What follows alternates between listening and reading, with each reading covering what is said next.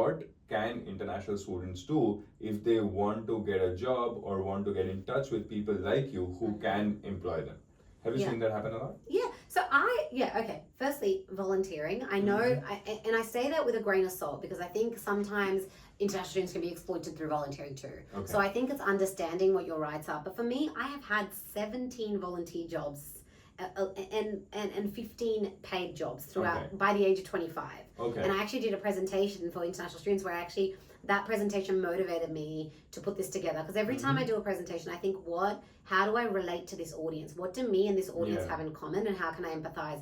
And one thing is the struggle for jobs I can relate to in some level, because I also moved to Melbourne from a small countryside town called Griffith, and when I moved here I knew no one. My sister was here and I lived with her, but I had no friends at school and I had to learn these things. How old were you then?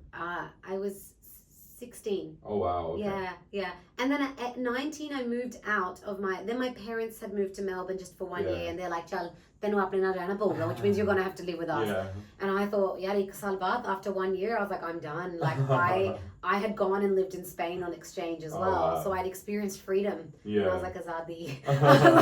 So I moved out. I was like, I'm out. And then because my parents were quiet.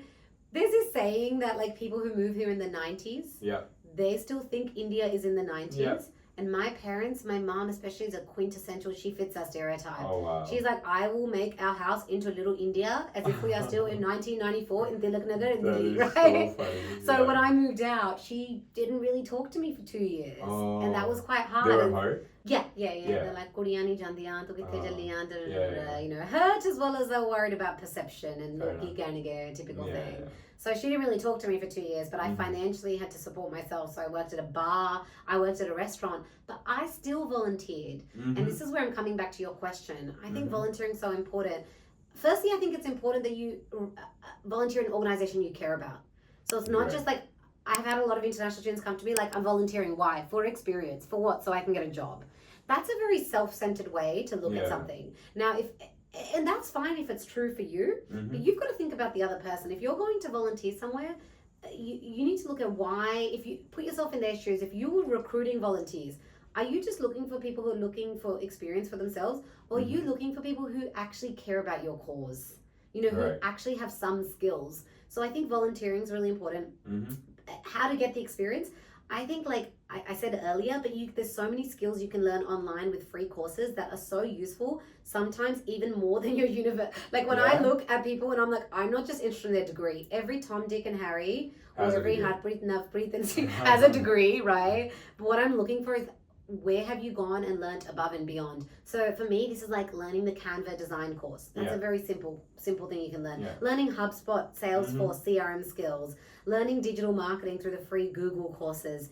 These are 3 skills that are useful for almost every organization you ever come across. Design, marketing, customer relationship management. So I think it's learning things outside of your degree and having evidence of having applied that. And that eventually will help you land a job as well. Yeah, 100%. Because I'm always looking for people. You know what?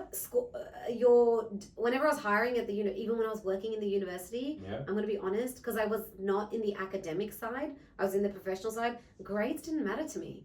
I was looking for how has this person demonstrated resourcefulness? How have they demonstrated a desire for genuine curiosity to learn beyond and above their degree? Because like I said, everyone's got a degree now. I think when you're volunteering, another really important thing is, actually when you're volunteering, have a track record of the impact you made in that organization. I've had so many people volunteer with me, and at the end they're like, "Oh, can you write me a reference letter?" I'm going to be very honest. Half the time I'm like, I'm sorry, I can't. I don't know. Well, I don't know what you did. Normally I'm like, keep a track record of what you do. And I say that to them, like, from when you start, say you're managing a social media, keep a track record that we had about 1,000 followers and this level of engagement. 6 months into you managing it, you got it up to 2,000 and you increased it. Because then when I write your reference letter, I'm like, yes, Preeti helped with this, she increased our, and that reference letter is going to be powerful. There's a lot of examples in it. Dud reference letters don't get you far. If someone says, "Oh, she was wonderful, hardworking," I can read through the lines. Good recruiters can read through the lines. Unless your reference letter alludes to your impact, then it's not very effective.